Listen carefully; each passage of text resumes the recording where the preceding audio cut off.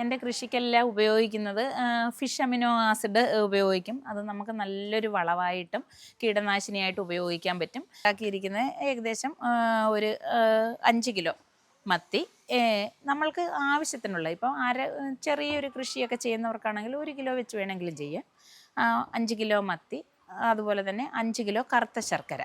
അന്നേരം ആ മത്തി ഇപ്പം എന്തെങ്കിലുമൊക്കെ കീടനാശിനികളുമൊക്കെ അടിച്ചാണല്ലോ വരുന്നത്. ഞാൻ അതിനെ കൊണ്ടുവന്ന് വെള്ളത്തിലിട്ട് നന്നായിട്ട് ഒന്ന് കഴുകി എടുത്തതിന് ശേഷം അതിൻ്റെ വെള്ളം ഒന്ന് പോകാനൊന്ന് നിൽക്കും, വെള്ളം തന്നെ വന്ന് പോകാൻ. അതിന് ശേഷം ആദ്യം ഇതിൻ്റെ അടിയിലേക്ക് ഒരു ലെയർ ശർക്കരയൊന്ന് പൊടിച്ച് അങ്ങിടും.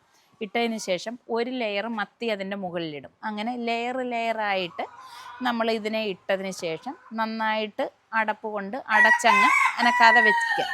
ഏകദേശം ഒരു 40-50 ദിവസം ആകുമ്പോഴത്തേന് ഈ മത്തിയെല്ലാം നമുക്ക് നന്നായിട്ട് ഇതിനകത്ത് അഴുകും. അതുപോലെ തന്നെ ഇപ്പം മത്തിക്കൊക്കെ കുറച്ച് വില കുറവല്ലേ, അന്നേരം വേണ്ട ഇത് ഇപ്പം ഇട്ടിട്ടൊരു 2 ആഴ്ചയാവുന്നുള്ളൂ. കണ്ടോ മത്തിയൊക്കെ കിടക്കുന്നത്.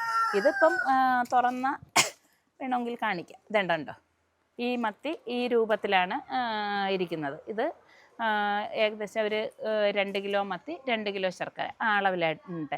നമ്മൾ ഈ ശർക്കര ഉപയോഗിക്കുന്നതെന്ന് വെച്ചാൽ ഈ ശർക്കരയിൽ ഒരുപാട് ഘടകങ്ങൾ അടങ്ങിയിട്ടുണ്ടല്ലോ. അന്നേരം ഈ ശർക്കര നമ്മൾക്ക് ഏറ്റവും നമ്മുടെ ചെടികളൊക്കെ വളരുന്നതിനാണെങ്കിൽ ഏറ്റവും അനുയോജ്യമാണ്. അന്നേരം അല്പം ശർക്കര കൂടിയാലും നമുക്ക് കുഴപ്പമില്ല. പിന്നെ നമ്മൾ അത് ഉപയോഗിക്കുന്ന രീതി എന്ന് വെച്ചാൽ ഇതിപ്പം നേരിട്ട് കൊണ്ടുവന്നതിൻ്റെ മൂട്ടിലൊന്നും ഒഴിക്കരുത്. ചെടിയുടെ അത് നമുക്ക് കീടനാശിനിയായിട്ടാണെങ്കിലും ഒരു 5 ml എടുക്കുക. ഇതിൻ്റെ ഒരു 5 ml മതി. 5 ml 1 ലിറ്റർ എന്ന കണക്കിൽ നമ്മൾ എടുത്ത് ചെടിയുടെ മൂട്ടിലോ ചെടിയിൽ സ്പ്രേ ചെയ്തോ എല്ലാം കൊടുക്കുകയാണെങ്കിൽ നിറയെ കായ്കളും പൂവുകളും എല്ലാം ഉണ്ടാകാൻ ഏറ്റവും ഫലപ്രദമായിട്ടുള്ളൊരു വളമാണ് ഈ ഫിഷ് അമിനോ ആസിഡ്.